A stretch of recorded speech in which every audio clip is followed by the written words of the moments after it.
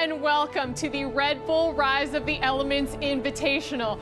For the next 2 days, us and 16 of your favorite TFT streamers from around the world will be showcasing the new Set 2. And with this set, there's so many new things that's coming out. We've got new champs, we've got new traits, and most importantly, new elements. I'm here with Freak and Lothar. Guys, help me break this down. Look at everything around us, all these new elements. What are you excited for? Almost everything, honestly. I mean, the set itself is cool, but all the changes to the game, right? A bunch of new champions. There's only 6 that are the same as before. Mostly new origins and classes as well as only like 2 or 3 same as before. So a lot of new strategies, a lot more to innovate for. Oh yeah, well, we still have crowd favorites like Aatrox, an example, but his rework, he now has the light trait, which is kind of like Nobles, but it gives instant heal and attack speed. We have new characters like my personal favorite, Janna, which is the support, like a typical support. It has massive CC, heal over time. So I'm looking forward to what the players will innovate, you know, because we have 8 players going to be play, well, one of the first times on the set too. Yep. And with all these new champions, we're going to need a bigger board for that. So I'm personally excited for the extra row that we get, as well as some elemental hexes. Yeah, that's true. Every single board, first of all, has 1 more row for each of the players. So it feels so natural. I feel most of the people just not think about it, but it does affect the game a lot. But what is even more affecting to the gameplay is the new hexes, the elemental ones. Each single game, we're going to have 1 elemental. So it's Mountain, which gives HP for a champion that is sitting on it. We have Cloud, which gives dodge. We have Fire, Inferno, which gives attack speed. And we have Ocean, which gives mana. And all of them are affecting the way that people are going to be building their compositions and putting them on the map. So it's a huge thing. And I just heard some of the players talking about it as we were walking over here, but I know we just talked about the elemental for the hexes and some of our favorite champs that are coming in, but some of these new elements and some of these new traits, we heard Shadow maybe a little broken. What are you thinking? I'm personally a big fan of Alchemist. Well, as soon as they announced Singed, I was like all about playing Singed. He plays perfectly like League Singed, runs through enemy hexes, never stops moving, poison trail behind him the whole time. Yeah, I mean, there's a lot of new things to discover. Lux counts as a double origin, so she immediately turns on Cloud buff, and Cloud buff is global to your whole team. So Lux by herself turns on Cloud, gives your whole squad dodge. A lot of fun stuff to do. Yeah, our first 7-cost champion who's also a little flexible where you can put her. But let's go ahead and take a look at our schedule for the day to find out how it's going to be working. This tournament is going to be split into 2 days. Today we have all 16 players compete for points in 2 waves. So we got Heat 1 going on, followed right by Heat 2. And tomorrow the top 8 players with the most points from today will be moving on to compete to play to the first of 3 wins who are going to take it all. Now, I know that that's a lot of stuff for you right now, and to find out a little bit more on how we're going to be scoring these points, let's go ahead and throw it over to La Tigress and Mark, who are outside with the breakdown.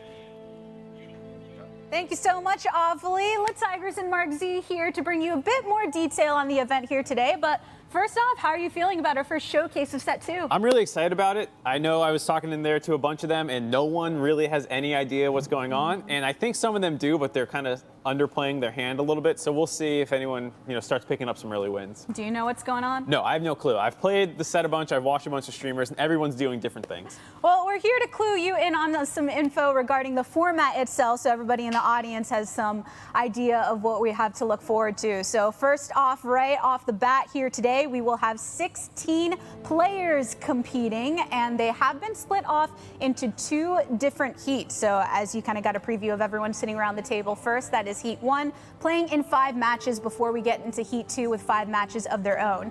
Through that, we will determine the 4 from each heat that will be moving on into the finals taking place tomorrow. And the first player of those 8 players to reach 3 wins will win it all. But this can be as short as a 3-game day, or how long is it? It's up to 17 games. If every single person wins 2 before someone wins 3, then, 2 times 8, and then finally someone gets the last game. So we can have up to 17. Not likely. Ooh, laddie, we could be in for a long haul. But first things first, through the 5 games that everyone is competing in today, they will be accumulating points throughout that based on their placement. So what do you think of the spread? I like this a lot, that it's kind of top heavy. You see first place gets 12, and then there's a 3-point gap to 2, and then it's 2-point gaps down to the bottom 4, and then it's 1-point gap. So it really incentivizes you for getting top 4s, which feels good because a lot of TFT is about without finishing top 4. As long as you're in top 4, you're gaining LP. It's still good for you, and that's how it kind of reflects in this points breakdown. Now, interestingly enough, in addition to the points that they receive for placement, they can achieve points through these special challenges. So the bronze challenges are going to be 1 point each. You can collect each base item within a single game, play all units from any class or element within a single game, keep 1 unit on each row for a total of 6 consecutive rounds, use all 1, 2, 3 cost units in a single game, or in a mountain hex scheme, win with a gold mountain synergy, and auto pick during all carousel rounds. I was going to say, some of these, I think, since it's only 1 point, you don't want to tank your chance. You don't want to tank your chance at 12 points to grab 1 here. But some of these you can pick up pretty easily along the way, like keep 1 unit on each row for a total of 6 consecutive rounds is not really that difficult to do. And so I think some of these you can kind of grab as you're playing. And if 1 point isn't enough of a motivator, our silver challenges earn you 2 points each. Achieve top 4 with no incomplete synergies. Achieve top 4 with 4+ unique synergies. Only place units in the front 2 rows, use all 4 cost units in a single game, in a cloud hex game end with a gold cloud synergy, or in an ocean hex game end with a gold ocean synergy. These ones start being more valuable. Like I was saying, a lot of the point gaps are 2. So if you manage to get a silver challenge completed in a game, that can be enough to bump you from a 4th place finish to more like a 3rd place one. And of course, we do have another slew of them for our gold 3-point challenges. Achieve top 4 with only gold synergies. Achieve top 4 with all units of the same element. Only have units of the same cost on the board. Use all 5 cost units in a single game, or in an Inferno hex game, end with a gold Inferno synergy. Yeah, and some of these, you kind of have to commit your game plan to. Like the last one, there's 1 cost Inferno units that you're going to want to keep on the board. So, you have to find, as well as, an Inferno Lux and these kinds of things to get up to the 9 units that you need. Your entire board needs to be Inferno. It can get pretty difficult. Now, not gonna lie, I'm so stoked for the platinum challenges that you can do. 5 points each for these. The first one being call out your favorite team comp before the start of a game and achieve top 4. Wager up to 5 points, only 1 attempt per player, and we'll get more on that in a moment, but the other 2 are have the most completed elemental synergies after 5 games with 1 winner only, and finish top 4 with a different majority class or element combination in 3 of the 5 games. But we gotta talk about the first one. Yeah! All right, so call out your final team comp. I checked with them. It's not like you have to call the exact units. It's about the synergy. So if you say my comp's gonna have 2 desert, any of the 2 deserts will complete that, or multiple deserts, so you can have Sivers, you can have Renekton's, whatever it is. But I'm really excited about the wagering part where, if you want to wager 5 points, you're going to have to wait till game 3 or game 4 or game 5. And if you're just outside top 4 and you haven't wagered yet, it's time to do that in the 5th game to really catch up on points. So of the 8 players that we're seeing in the first heat, who do you think is more likely to go ahead and wager some points? I mean, I don't want to talk about anyone's tendencies necessarily, but a lot of them like to do things for the content. You hear them say that quite a bit, and so I think people like Toast and Skara will be down to make some big bets for the content. I know there's a lot for us to look forward here today, very unique elements coming in with set number 2, so what's something that strikes you most important?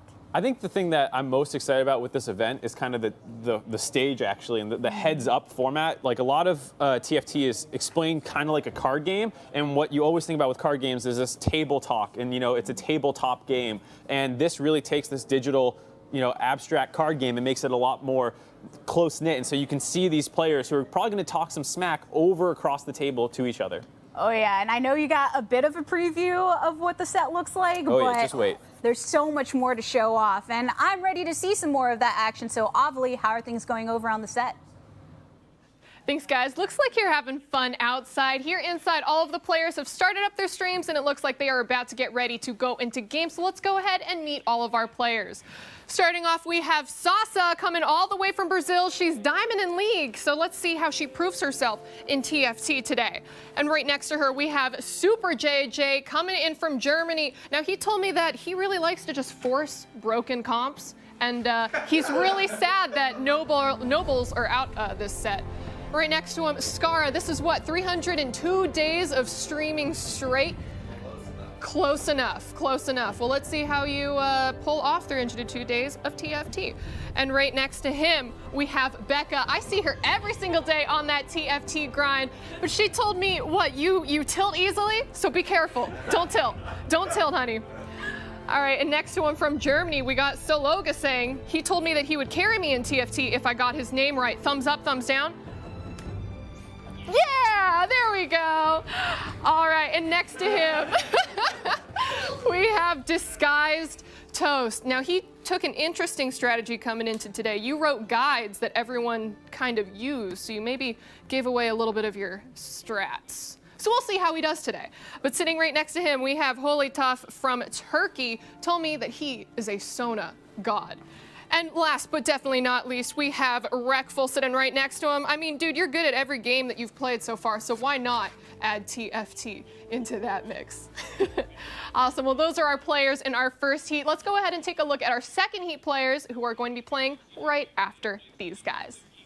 So in that second heat, we have Keen, we have Icarus, we have Hafu, Kibler, Rakeen, Dog, Tides of Time, and Duende. We have just a star-studded roster in general today. I'm super excited to see all of these streamers play. And you guys are here watching the broadcast right now, but you can also watch each of our individual streamers at their Twitch link. You can see them displayed on the screen right now. Go ahead, pop in there, give them a shout out, give them some backseat gaming tips and tricks if you feel like you know the set a little bit better than them. And that's the surprise for them. The surprise for everyone here, all 16 of our TFT streamers were surprised with some custom shoes. Did you guys like the shoes? Was that exciting? Yeah. So we actually have a behind the scenes look as to how those shoes were created. So let's go ahead and take a look.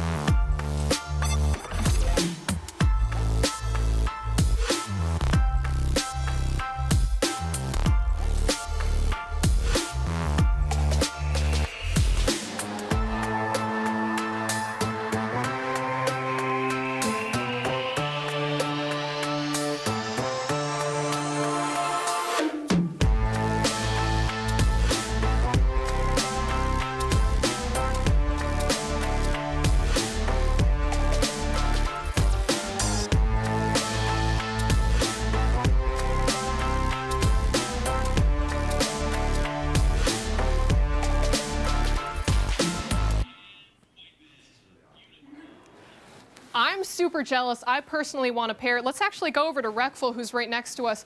Can you show us your custom shoes? No, we're not wearing them. No, you're not wearing them? I don't think anybody is. No, they didn't want to mess them up. You didn't want to mess them up, but they're so good. Look how pristine the stage is, how pristine the shoes. You know what? I have a feeling that Heat 1 may not be so successful. I think that it's going to be Heat 2 that's moving on to the top 8. No bias, no favorites. But yeah, I'm super excited to see those shoes. Guys, if there is anything fun that you see here today, be sure to tag us at TFT on Twitter and use that hashtag Rise of the Elementals Invitational. Rise of the Elements Invitational to share your favorite moments. And if you guys are watching the stream and you think, I think I could play better than them, or I want to play along, be sure pop into PBE because patch 9.22 is on right now and you could do some discovery along with our players. But let's go ahead and find out what these players are playing for here this week. We have a one-of-a-kind TFT trophy jacket. Guys, you have to believe me. You can't see it right now, but this jacket is crazy. And you could be a part of the Red Bull Rise of the Elements Invitational trophy jacket. All you have to do is support your favorite streamer and have your Twitch name sewn into the lining of the jacket. Now, how do you participate? How do you do that? Each viewer will receive 1 vote to cast for the participant of their choosing. That means you can't vote for 2 people, just 1. So all you have to do to cast your vote is use the command in chat, !support, and then your participant's name as seen in game. For example, !support Ovely, ROTE. I can't win the jacket, but I can try to steal it from one of our players at the end. Now, the only person, we have one person who's a little bit special, whose name was a little bit too long to fit in. So if you want Disguised Toast as your champion, it's just Toast, ROTE. He's our little special snowflake for the day. But don't forget to submit your vote before the first game has commenced on day 2. And guys, I think we're about ready to throw it over to Freak and Lothar to get into this game. So on your mark, get set, win.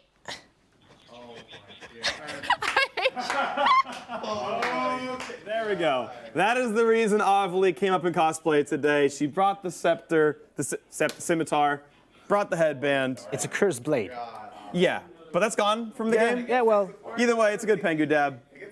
it was awesome. It was awesome, and now we're gonna go into the first game ever of a TFT Riot Invitational, and That's true. Can't be more excited to see what the guys will be playing, and girls, of course. Of course. I mean, it's gonna be fun, honestly. And what's interesting as well is, of course, we are in PBE, so we've had like actually daily patch updates. So we can see the carousel from above. Whoa, that's so cool. It's pretty. It's upside down, but it's still pretty. As we turn around, I want to see what people grab for, of course. One thing you were talking to me about, because you're actually more up to date on the set 1 meta than I am. Wait, Toast, is Toast gonna grab? Oh, Toast's doing the AFK point, I think. Oh yeah, I'll just do the AFK challenge now. Yeah, all right.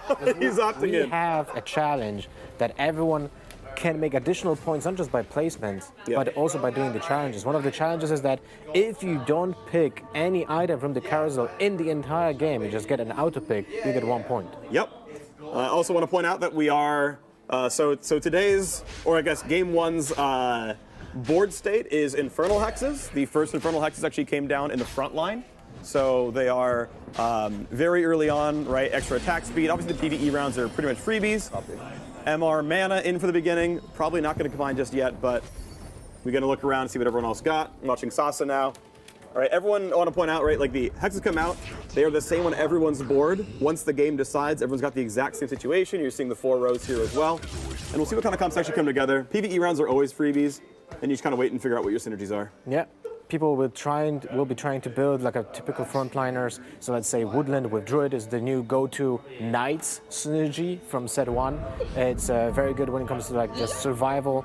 If you have items that will deal damage, you can definitely pull through to the mid game with that kind of build. Other than that, you just want to have upgraded units because, you know, this is a little bit different than set 1. In set 1, I feel like a lot of people could just be tanking a lot of damage to get better items at carousel, but right now, health is more important than just the items. Okay. Oh, we have double Talia here. Unfortunately, Talia is more useful on a mountain map because then we have Kiana with the mountain tag as well, Right, which allows you to go with the mountain trait, with the golden mountain synergy earlier on. But with the Inferno, it's actually, whoa, that's a strong setup. Who's that? From Xologistan. Did you see that? That was double Varus and Diana, right, on silver. That's a very strong setup for the beginning of the game. All right, yeah, so this is his board right here. Got the Infernal Hex on, right? Infernal is hack speed, so we're always going to have that one Infernal Hex, I believe, 3-1 or 4-1? 3-1, I think. Second Hex spawns somewhere on your board as well, so you start figuring out where your comp's going to be placed, what corners you're going to be in. Obviously, you know, there can be cases you can play things like Assassins or Berserkers, both of those leap. You might find situations where you do or you don't want to be in certain squares. And you know your opponents, oh, they're probably going to be on the Infernal Hexes, so we know where the positioning is, we know where their tanks are. And you start having, you know, those kind of mind games as well. Kind of like Blitzcrank was with set 1. That is true. It's also interesting that the thing that you pointed out, the second hex will come online later on, but the first hex is in the front line. That means typically you will not be able to put like a ranged creature. Yeah, you're not putting into Vayne the on hex that. unless it's very early in the game, because you can put the Vayne on the hex and then put the frontliners on the right side, because most likely your opponent will be also stacked on the right side. Right, on their own Infernal Hex. That's true. So in this case, Maokai gets cloned. Druid synergy is clone one of your units. They don't keep the items, but they do keep the star level. So second Maokai doing the very best, but looks like this is not going to be a win. Xologistan managed to just sort of bank. They didn't actually level up for 2-1, so you know, 3v4 tend to lose those. Yep, it's a lot of damage. Unfortunately, there's a change in current set. All the summons, all the copies from, like, let's say Zed from Woodland, they don't count for damage at the end of the round. So you're not gonna get obliterated if someone has 2 Malzahar suddenly. Right? So that's I like this graphic change. over here. I like this graphic. This is shout out production company. How many item drops everyone got? Obviously, one's for free when you grab the first carousel, but Toast, Reckful, and Skara all got 3 total extra drops. High rolling. Avali, can you ask why Skara got so lucky with item drops, please?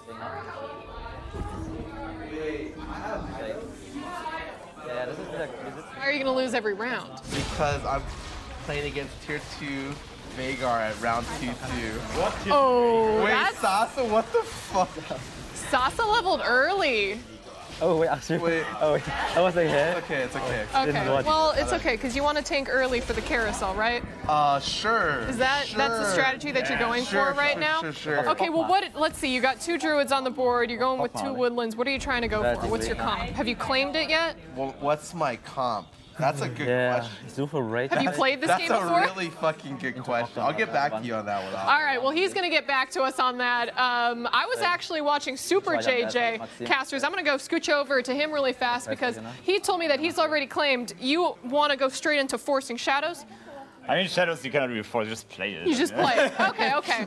Well, you told me because you got the level 2 Kog'Maw already and you got your Zyra. Kog'Maw is a predator, so it doesn't really matter. Okay, all right. But I got like decent summoner stuff. Okay. So. Who do you think is the biggest threat sitting at this level table? 5 of Rasu, 2 Reckful? What the fuck, dude?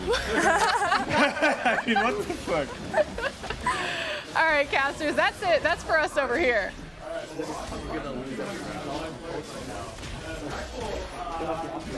Trying really hard to get some advice. He was talking to Mark Z, he was talking to me. What kind of strats can we do? Turns out, doesn't need any help. Yeah. Reckful's popping off. He has already Inferno online. He has a silver Yasuo. Yasuo, by the way, is now a 2 cost he's a creature 2 instead drop, of 5, yeah. One of the 2 creatures with Cloud, apart from looks, of course, which is one of the highest value traits that typically just adds HP on your board because you just get more attacks. 20% global dodge, I think. Yeah. Yeah, unlike Yordles from set 1, where it was only on the other Yordles, Cloud is army-wide. So, yeah, dodge chance really good against physical strats. Keep in mind that there's no wild trait anymore, so there's no dodge piercing, I believe, at all in set 2. And RFC is gone as well with that RFC trait, exists so but doesn't give dodge piercing. Exactly.